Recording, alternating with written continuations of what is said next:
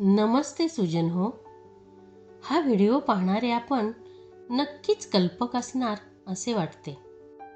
मी वर्गात शिकवत असताना फक्त पाठ्यपुस्तकच न शिकविता स्थानिक परिस्थितीनुसार त्या परिसरातील परिस्थितिकीय गोष्टी, वस्तू, प्राणी, पक्षी अशा अनेक बाबींचा अभ्यास विद्यार्थ्यांकडून करून घ्यायचे.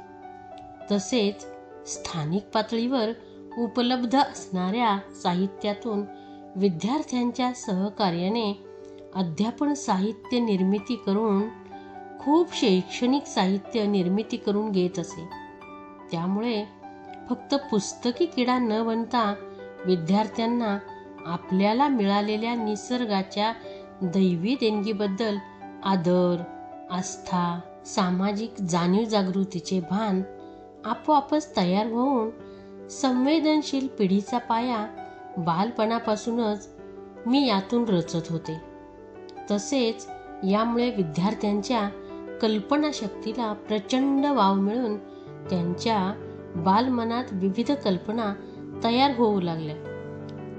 टाकाऊ वस्तूंपासून सुद्धा इतकं छान आपण साहित्यच नव्हे तर काहीही बनवू शकतो.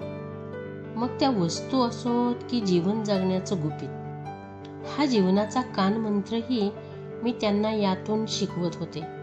त्यामुळे विद्यार्थ्यांमध्ये शिकण्याची गोडी निर्माण होऊन मुलांना कायम ताजेतवाने ठेवून त्यांचा उत्साह, चिकाटी, शाळेतील नियमितपणा या गोष्टी सहज वाढत गेल्या.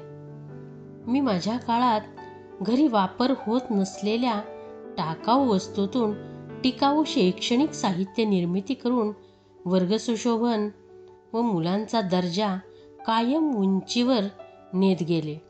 त्याचेच 8-15 दिवसातून एखादे छोटेसे प्रदर्शन भरवून इतर वर्गातील मुलांना व पालकांना बोलावून ते त्यांना दाखवत असे.